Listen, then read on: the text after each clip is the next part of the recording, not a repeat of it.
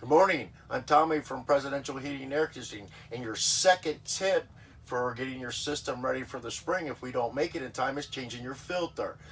This particular unit has a filter door right here. It's simple, just pull it straight up, set it down, and there's little tabs on your filter. Of course, I can't get it to come off, so. And you just pull your filter out,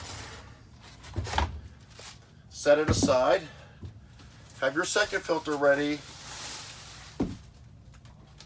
and you'll see there's an arrow on it. So the arrow has to go towards the unit, and this way it will happen to go that way. So make sure you put your date on it